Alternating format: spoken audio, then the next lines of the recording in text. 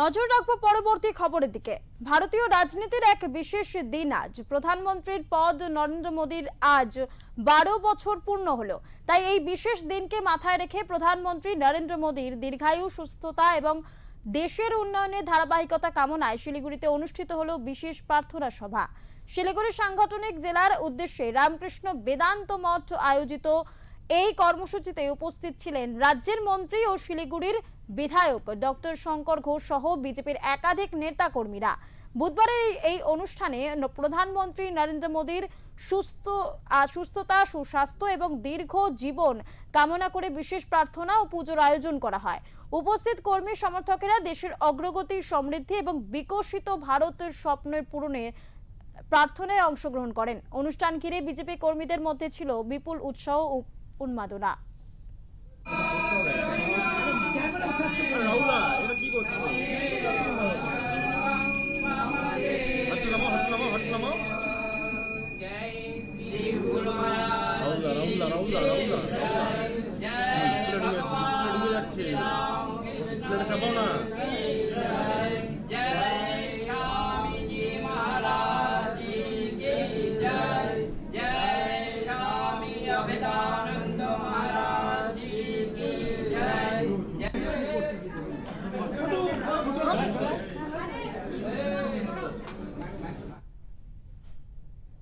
অপরদিকে এই বিশেষ দিনকে সামনে রেখে বুধবার বালুরঘাটের বুড়ো কালী মাতার মন্দিরে পুজো দিলেন বালুরঘাটের সাংসদ তথা কেন্দ্রীয় মন্ত্রী প্রতিমন্ত্রী সুকান্ত মজুমদার। তিনি জানান, প্রধানমন্ত্রী নরেন্দ্র মোদী টানা 12 বছর প্রধানমন্ত্রী হিসেবে দায়িত্ব পালন করেছেন। সেই উপলক্ষে প্রধানমন্ত্রীর দীর্ঘায়ু, সুস্বাস্থ্য এবং দেশের কল্যাণ কামনায় তিনি মন্দিরে পুজো প্রার্থনা করেন। সাংবাদিকদের মুখোমুখি হয়ে সুকান্ত মজুমদার জানান, দেশের উন্নয়ন ও অগ্রগতির ধারাকে আরও শক্তিশালী করতে প্রধানমন্ত্রী নরেন্দ্র মোদীর সুস্বাস্থ্য, সুস্থতা ও দীর্ঘ জীবন অত্যন্ত গুরুত্বপূর্ণ। সেই কারণেই তিনি মা কালীর কাছে প্রার্থনা জানিয়েছেন। এদিন রাজনৈতিক প্রসঙ্গেও তৃণমূল কংগ্রেসকে কটাক্ষ করেন সুকান্ত মজুমদার। তিনি দাবি করেন, তৃণমূল কংগ্রেস এখন কার্যত একটি সাইন বোর্ডে পরিণত হয়েছে। ভোটের আগে তিনি বলেছিলেন, দলটি পরাজিত হলে তার আর অস্তিত্ব খুঁজে পাওয়া কঠিন হবে।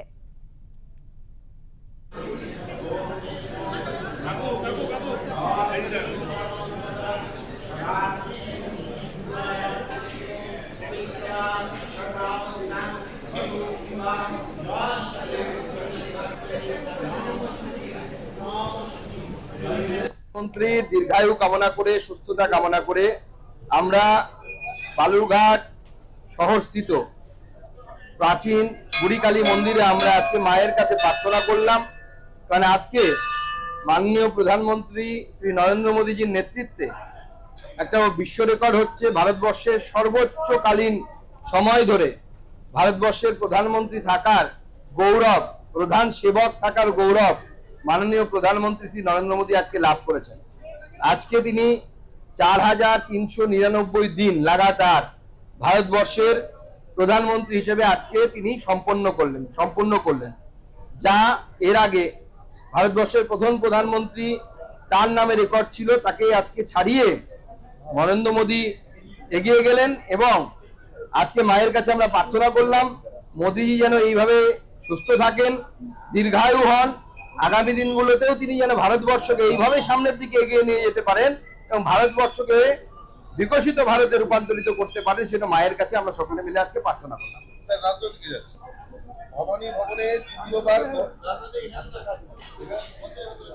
ঠিক আছে।